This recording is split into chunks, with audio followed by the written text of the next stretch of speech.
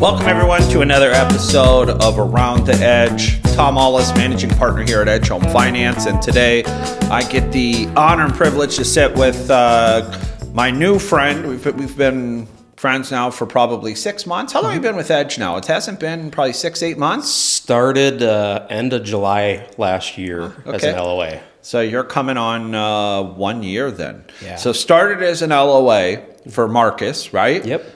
So Marcus introduced you to the industry, is that correct? Correct. Brand new, no experience. Yeah. Marcus brought me in. How did you guys get connected? Marcus and I actually got connected through my wife. Okay. They used to work together like way back in the day in their late teens. Yep. And they just kind of kept in contact. And Marcus has been talking to me about mortgage since like 2018. Yeah. And I was too chicken to pull the trigger. Yeah. You know, it's hard when you have that steady paycheck and walking away from that norm, you know? What were you doing? I was working in law enforcement at the time, public safety. Okay. Mm-hmm. And so went from law enforcement to took a risk on yourself, obviously, bet on yourself that this is something that you could do that would allow you to, not only have the lifestyle you want, but even allow you to move around, which we'll get into here in a little bit that I know is coming. So LOA, right? Loan officer assistant to Marcus, who's a great loan officer, good teacher, very good with systems. Really just an overall good person. I really like Marcus. So how long did you do the LOA deal for?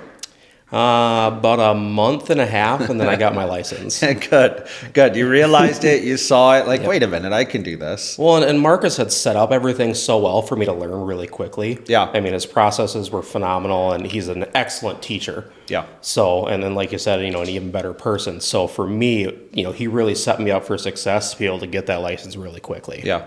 Man, that's so less than a year originating, and I didn't look at your numbers beforehand, but I know that you've called me a couple times throughout, the typical loan officer feeling, oh shit, I'm 100% commission, and I don't have business 2 months out. So I'm that feeling of fear, by the way, just so you know, it never goes away, right? I think that's part of what drives originators, those that are willing to bet on themselves, that are willing to jump into an industry and realize, okay, yes, I lost the guaranteed income, but even in law enforcement, you go to being captain of the police force or something like that, the ceiling's pretty low, right? On top of that, the mental stress and anguish is something. First of all, thank you for doing that, because I think that's been one of the hardest parts, especially here in the Twin Cities, is finding people to step up and be in law enforcement.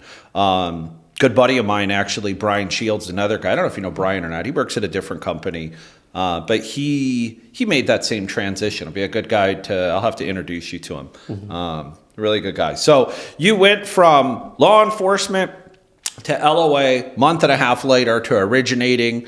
And talk to me about that journey. What has it been like starting from scratch, right? I mean, obviously you didn't have a mass network of people. You have no excuses, right? You can't deposit excuses. I try to tell people all the time. What are you doing to get business, right? So walk me through what your steps have been. So it's getting out there and grinding, because, when I got my license, late September last year, what happened with rates in the market? Yeah.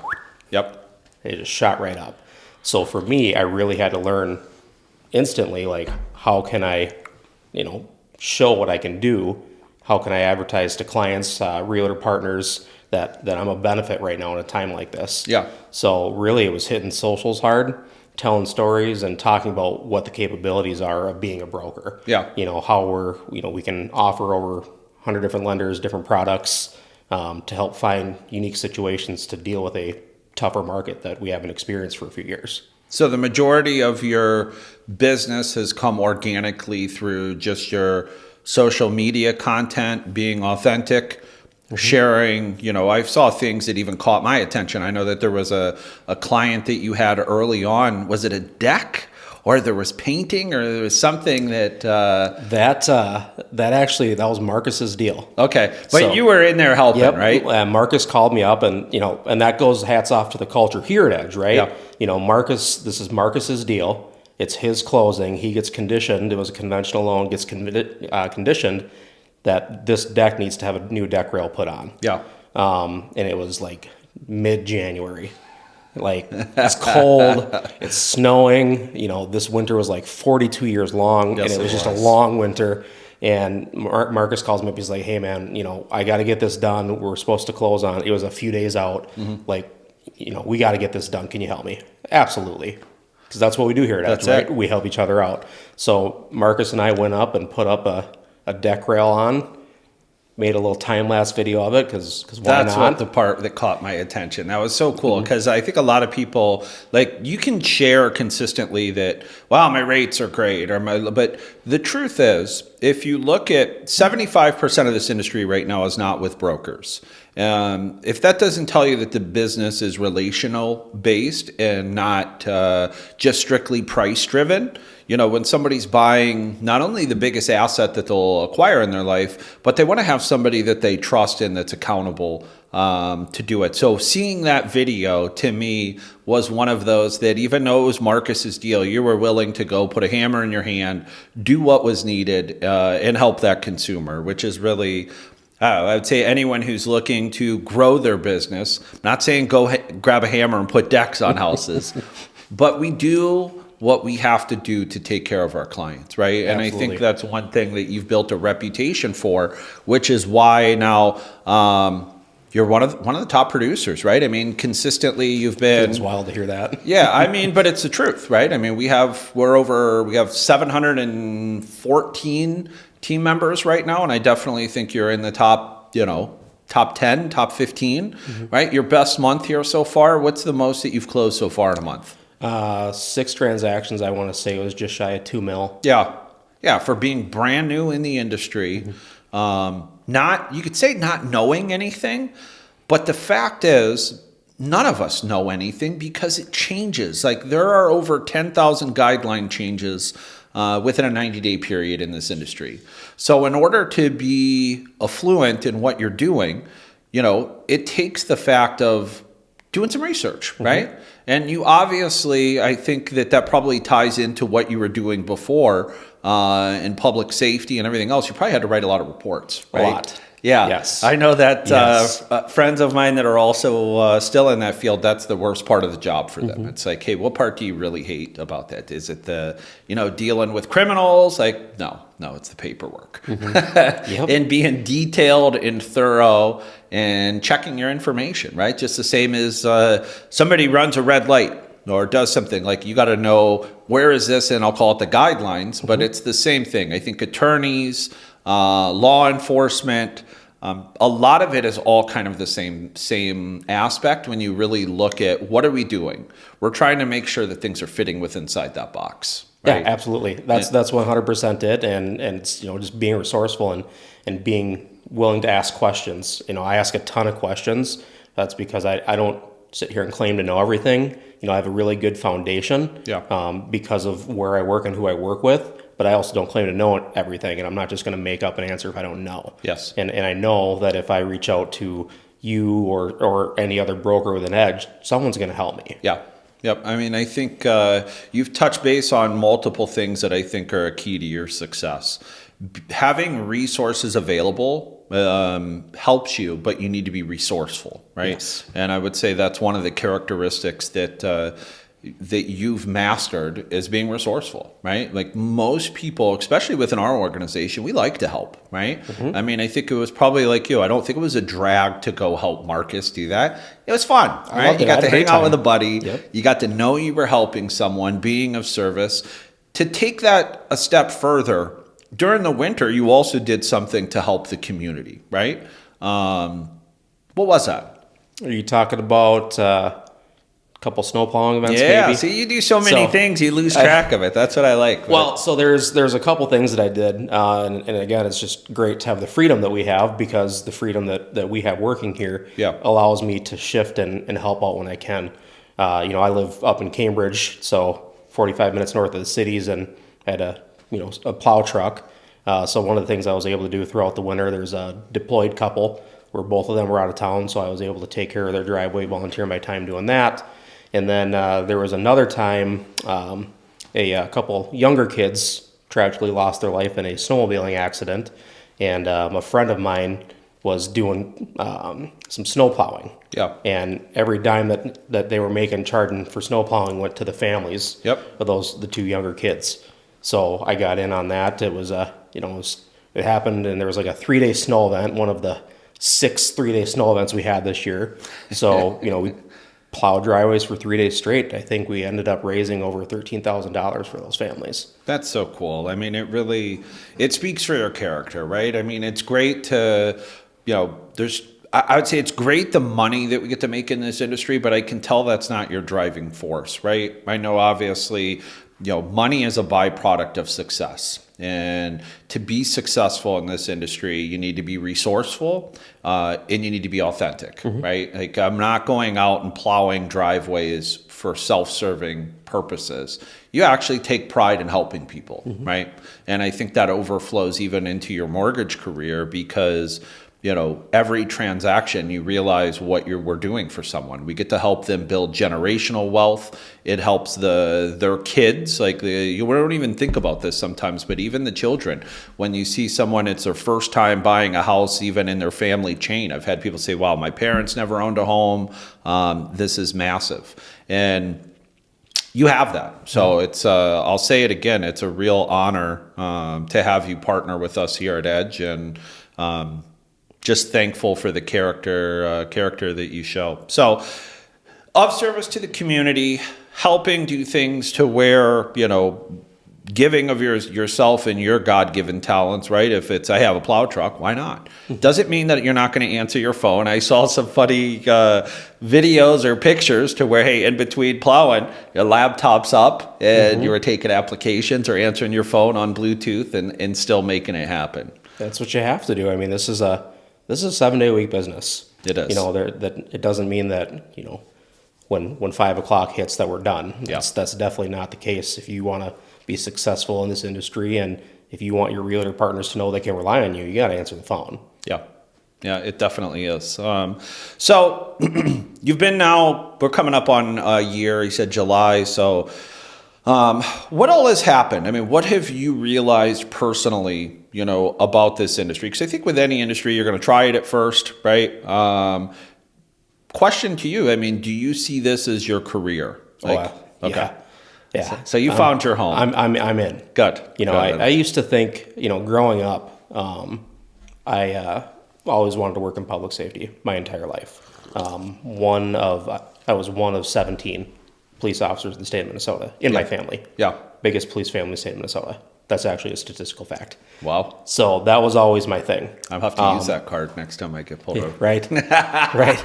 Yeah. I worked, I was sworn for 5 years, non-sworn for just under 5. So just shy of 10 years. Yeah.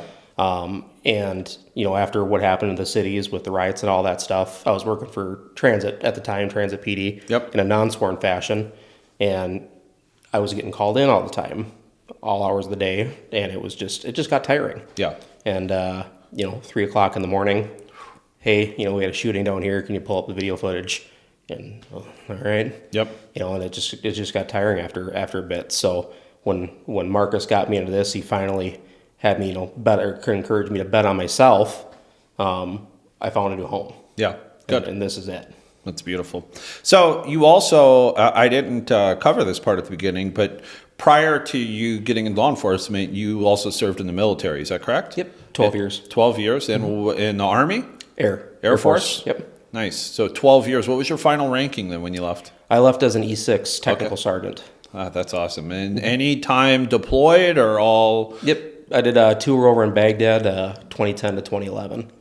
Wow. It was hot. Man, I know my brother served in Desert Storm, and yeah, hot is what, hot, sandy, just miserable. I remember I do this trip. We do this trip yearly where we take a couple guys with severe PTSD and take them up to Boundary Waters canoeing. And I remember the last story that one of the guys that I went up with told me. He was like, I remember sleeping in these plywood tents, right, basically.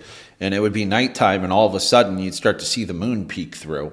because there was bullet holes going through. I was like, oh gosh, like the reality of that for non-service members is almost not even fathomable, right? I think that's why for me it's been a way of like, how can I serve veterans in that aspect? Like, great, I'm doing a mortgage, I'm making money for it, but it's really not it. Like, to be of service to someone who served our country, to me, I've taken it very serious. Have a closing today that I'm super excited about for a veteran. Same situation. When you help someone, and a lot of veterans, I don't want to say they talk in a different way, but you do have to have a little bit of a different approach, right? One, there's not a lot of fluff. Nope. They want it straight to the point and a clear roadmap of what it takes to get to the finish line, right? Absolutely. And you hit the nail on the head. I mean, in the military, what do? Someone tells us what to do and we go do it. Yes. So that's what they're used to. So when we're involved in a transaction, we just give it to them straight. Hey, this is what we need to do to get you to the table. And they do it. And it's generally that's why I love VA loans. Yeah. Like, if I could do all VA loans, I would.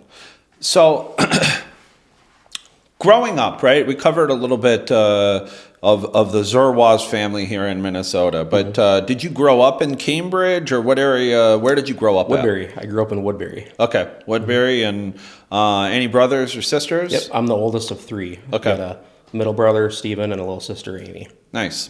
And are they in law enforcement as well? They are not. I was the only one. Good. Well, all right, so you have some plans, right? I know you and I have talked. You just bought a house recently, correct? So sold the house that you had, bought a new house, new construction in Cambridge.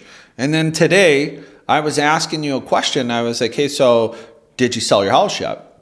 And I was referring to the other house that you owned before you just bought the new one. But tell us, you have some plans coming up here again, right? Yeah, big plans. We're actually going to be selling this house, and wild, right? Have you even made the first payment? I did. Okay. Yeah. So UWM, if you hear this, just give me give me a little bit of time here for that EPO. EPO coming, all right, baby. Just Christina, help me out. But no, we're actually going to be selling because we are going to be splitting time between Texas and Minnesota. Okay. And the whole reason behind that is I have a big passion for serving veterans. Yep. And down in San Antonio, it's Military City, USA. Yes. So for what I want to do for my career and what my family wants to do, we've always talked about living in Texas, and it's a great opportunity to try that now. Yeah, well, you get a chance to be in one of the highest concentrated area of veterans, so the highest amount of service. You get a pretty good tax break too, which is nice. So you get a little bit of an instant raise. Yep. And also, you now have a new business partner, right? Yep, I do. I do. My wife Cheyenne is going to be joining us June 5th. Yeah, that's exciting. As our operations manager, she's going to handle a lot of the behind the scenes paperwork stuff, which allows me to get out in front, do more educational classes, homebuyer education, veterans outreach, networking with other referral partners, because right now I'm kind of doing it myself. Yeah. So that takes away time from me being able to get out there and get more involved with the community. Yeah. So she's going to take over a lot of that stuff so I can get out there. Wow, that's exciting. I know my wife was bringing this up to me the other day. She was like, do you think it's something special? Like, how many husband-wife combos we have here at Edge Home Finance, right? I always tell people when they join us, like, hey, welcome to the family. And I mean it because for me, I love my family, love my daughter. I spend more time with people at work than I do my own family. And I think that's the way it is for a lot of us. You work from home, so you get to spend a little bit more time with than family than I do. But, it becomes when you're working with somebody, dealing with problems, working on conflict management, trying to keep people happy, it's tough, right? So wife's joining you here in June. She's going to help on the operation side on just kind of managing the back end. And then she's also going to get her license in the future as well, correct? That's ultimately the goal. It'd be nice to be able to have her, go over rate quotes with customers and be able to talk about those things that, obviously she couldn't if she's not licensed. So that's the ultimate goal. And it'd be great to get her into originating at some point, and then just kind of building that Yeah. that empire. I imagine she's going to do a great job because typically most couples find a partner, a mate that matches their characteristics, right? And I don't know her, so I can't speak of her other than knowing your work ethic, your authenticity, and I imagine that's probably why you guys were a good fit. So I'm excited to see what you guys accomplish with that. So I have to ask, you just bought this house 2-3 months ago, right? How did this conversation go in your household of we're going to move to Texas? So we've talked for years about moving to Texas, and what spurned it, there's two different things that spurned it. Number one, I looked at a pay stub and I saw how much I was paying in state income taxes, and I about died. And then number two, like I said earlier, this winter was like 42 years Yeah, long. it was brutal. And I feel like it just ended last week. right. Like, honestly. You know what? It could come back. Yeah. I don't even, with how long it was this year, it could come back. But between those couple things, it's we've talked about it for years. We have the resources and we have things built up here at Edge to where I'm able to split time between the two. Yeah. So why not do it? JJ is, my daughter. She's a little over 1 year old. Can we break news? Yeah. We got number 2 coming. Oh, nice. Number two on the way. Wow. So why not add another wrinkle to this, huh? Building a new business, moving across the country, having a new baby, having your wife join you. You just you take it on all at once, don't you? Send it. Man, I like it. Send it. I mean, nothing great was ever gained by doing stuff easy, right? That is very true. So very true. So yeah, that's now is the time. Yeah. If we can't stand it for whatever reason, we can always come back. Yep. I don't think that's going to be the case, I don't either. but now is the time. Yeah.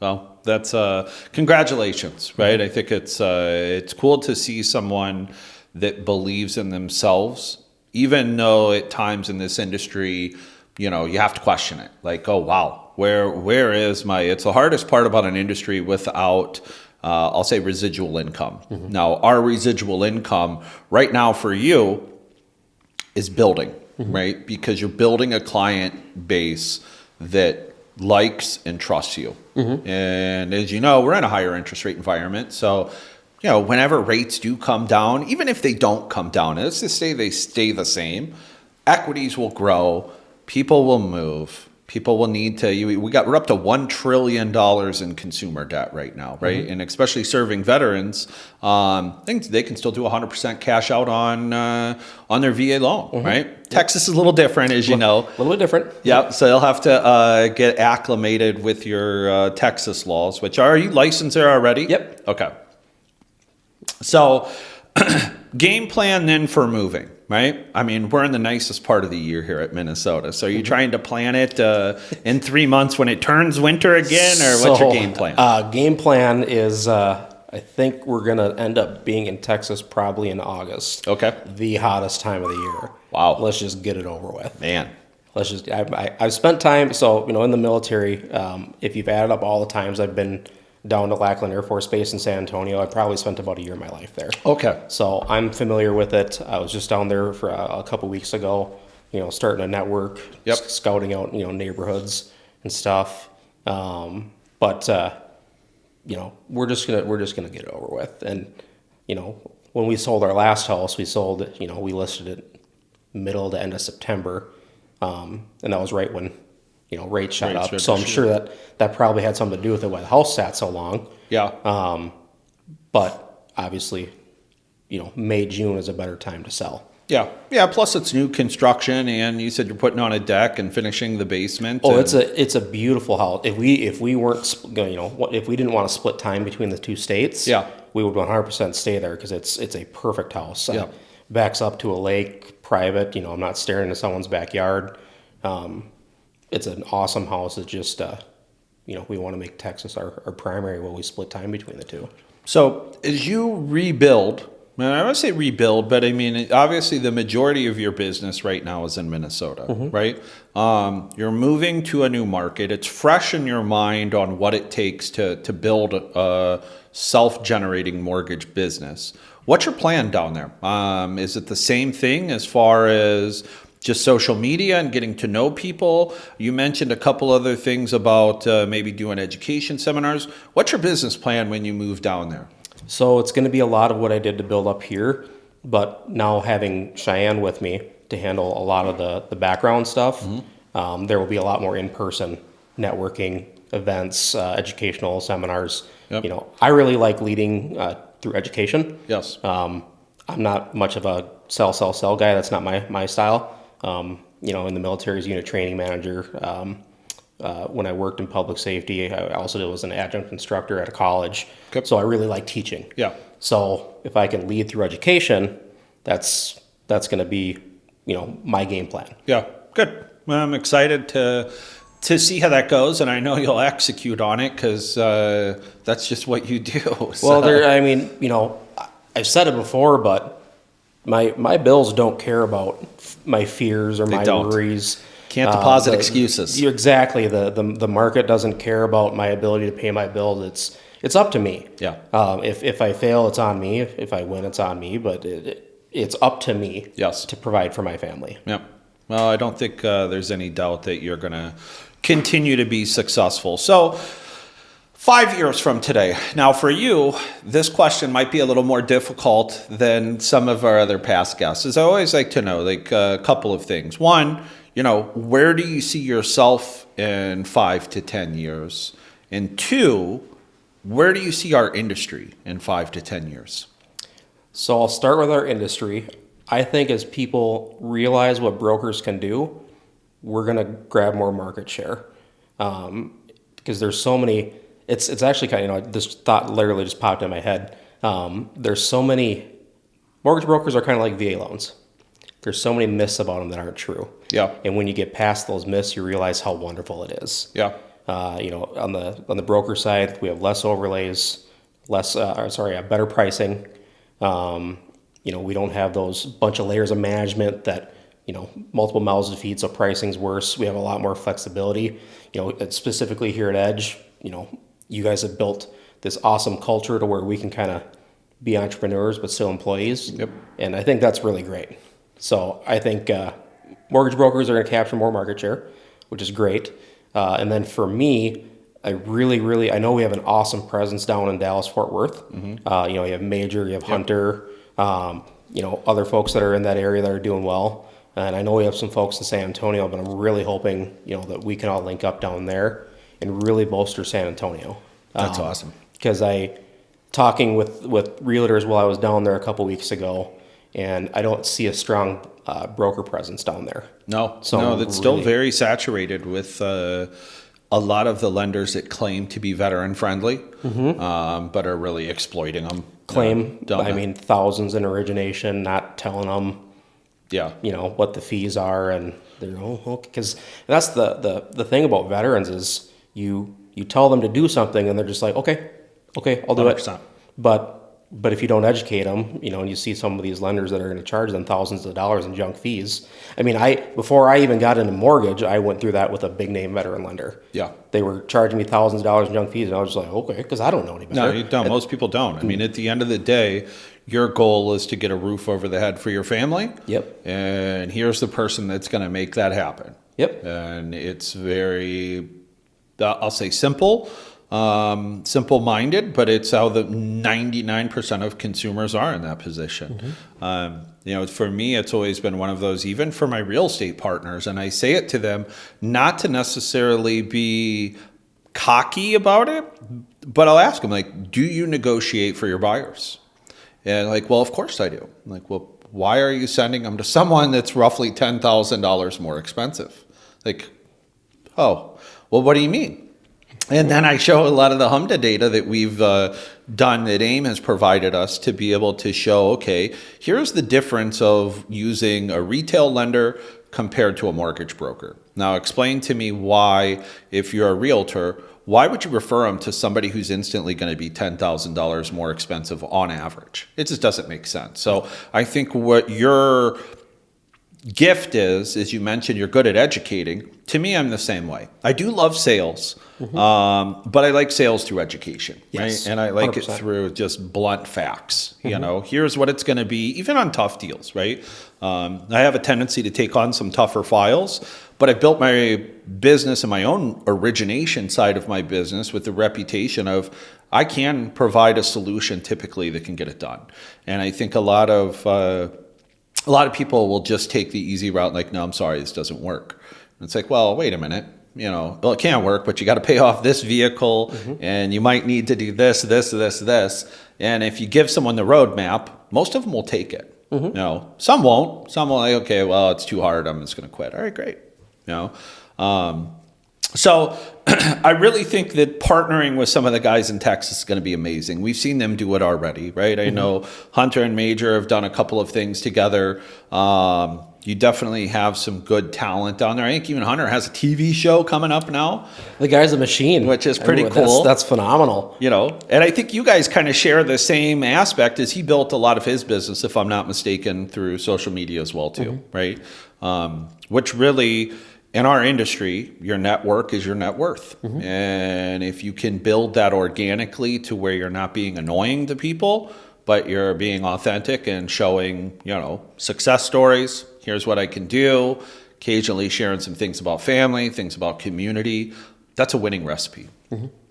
Oh, I 100% agree, and it's kind of a struggle sometimes when you go to share success stories because there's a line that you want to try Yeah. and toe, right? You don't want to make it seem like you're bragging, but you also want to show people that you're competent and good at your job. 100%. And I think that's something that I really try and be mindful of and try and toe that line because, you know, I'm trying to build a brand essentially, and I have to be able to show what I can do. Yes. Yeah. It's a tough thing, especially those that are cognizant about it, like you said. Like, I'm not trying to brag, but it is important. Like, you know, people is like, oh gosh, if I see one more 3-day clear to close, like, well, great. Well, where are you at? You know, what's your average time? We're at 11.3 days as a company, and you're at a company where the average time is 22 days from submission to clear to close. Your rates are higher, but you're telling me why you're not working as a mortgage broker. And it's like, well,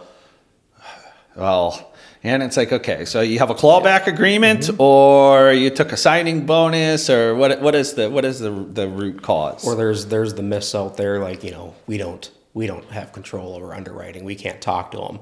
I had a realtor tell me that. Yeah. When I sat down with them, that realtor was like, well, you can't do anything with your underwriting.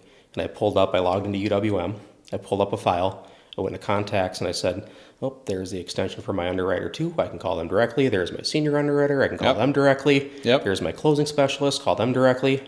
Yeah, have a concierge if they don't give me the answer that I like. I mean, it's been fun for me because I've been in this industry a long time. I think, I don't know how old you are, but from the background, you're probably, I don't know, 37, 38. 35. Okay. I'll take it. Close. So I started in this industry then when you were 14, right? It was different, right? I mean, it really was. It went to a time to where the first beginning years as a broker, you didn't do agency. There was no Fannie, Freddie, Ginnie. I mean, there was some, but the majority of everything was subprime. Then it went to, you know, market collapse, went to FHA, and now it's to me, watching someone come into this industry new, like you, and have you ever even closed a refinance? I think you and I talked about this. I got one coming. Okay. Next couple weeks. We're in process right now. We should have the appraisal back today, actually. Got my first refi. Well, I started, you know, during the rate spike. Yeah, of course. So Nobody's going from you know, 3 to 7% after it went up. We raised 500 basis points in the last year. Right. You know, and for this guy, it makes sense because we're lowering his monthly payments by $700. Yep. So doing a debt consolidation? Yep. We're doing a cash out for debt consolidation and a little bit of home improvement. Yeah. You know, he doesn't like going from 3 to 6 something percent. Yep. Which I understand. Sure. But he's not paying 24% on his credit card. That's maxed out. That's really what it is. I mean, more and more with some of my past clients, I always have annual reviews. And for a lot of them, it's like, oh, I don't really want to do. And then I use a blended rate calculator, and I say, okay, send me your statements, and let's look at this. What do you have going on here? And like, okay, well, your average on all of your debt, you're paying 8.7%. And I think the more and more, especially with you being an educator, I'm glad that you're doing your first one. Just so you know, 99% of originators come into this industry doing refinances first and then are scared to do a purchase. Like, oh, wow, it's something different. I've done all purchases. That's cool. I mean, that's more of your story of just like, okay, give me the hammer and let's go to work, right? I think that's phenomenal. So, all right, 5 years. We know what you're going to be doing. You've got a great start. Are you ever planning on growing a team besides you and your wife, or what are some of the other plans that you have or aspirations? I would love to grow a team, especially with how things are set up here at Edge, being able to get that residual income. Yep. And just kind of growing a team and growing a brand.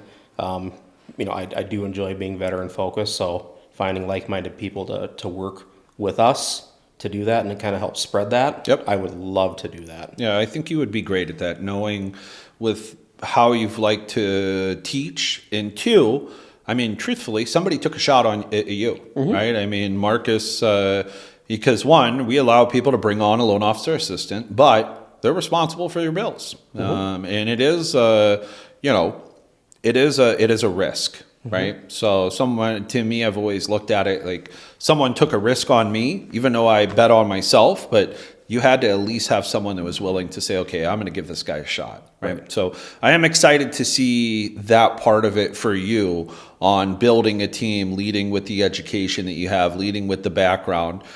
Because truthfully, if you're not closing 2-3 loans a month right now, it really just comes down to work ethic. Oh, absolutely. And I don't mean that some people are fine with doing one, and that's okay. If that's what you want to do, then do you and be happy, right? But if you're trying to do better, you have to be consistent. And when you look at fairly easy, because Facebook's a log of everything you've done, I can pull up yours and see the consistency. Do you have a schedule that you do, or is it just natural for you that it's top of mind of, or run through that with me, especially at the beginning, because you don't want to be annoying, right? And posting just nonstop mortgage, because then besides non-mortgage people, which are your clients, probably get annoyed by it. Yep. Oh, absolutely. I think, right now it's top of mind. I actually was talking with Chris Hacker yesterday about time blocking. Yep. And I want to get more into that. But a lot of, why my posts are kind of, set out the way they are is I'll have a conversation with a client and it ends up being an educational one. And it reminds me when I have that client, like, oh, I should talk about this to help kind of spread awareness.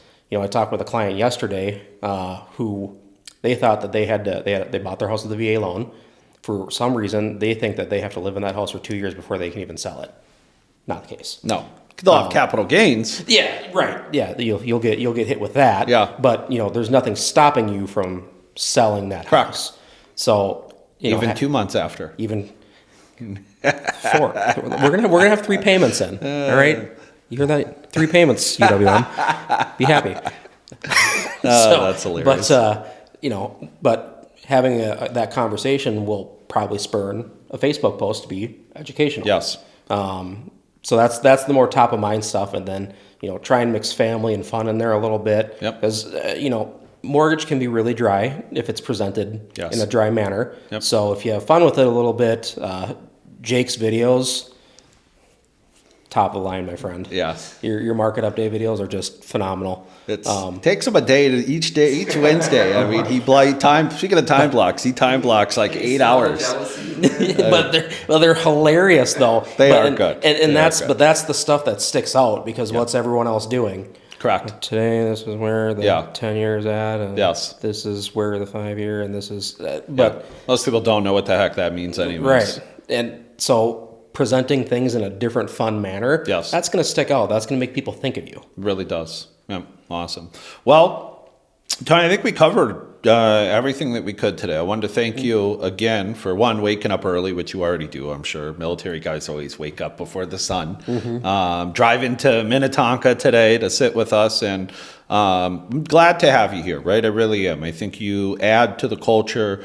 You're part of what, if we could create 1,000 Tony.zerwas, we would instantly be the #1 company in the country. And I think we're on our way there, but thank you, though. I really do appreciate you, everything you bring to the table, everything you help with the team and leading by example. And excited for you and your wife for this next chapter. And if you ever need anything, we're here to help you. So I really appreciate that. And I appreciate the opportunity that you guys have given me here and taken the chance on me to bring me on with no experience, no background. And here I am, just working my butt off and trying to support my family. Love it. Well, I think you're going to do a little better than just support your family. It'd be my guess, but to be determined. We'll see what your trajectory line is like this right now. So I'm excited to see that continue to grow. So thanks everyone for tuning in for another Around the Edge. We're here every week, so stop in, learn a little bit about our team members like Tony, check out some of our past episodes, and we hope you all have a great week.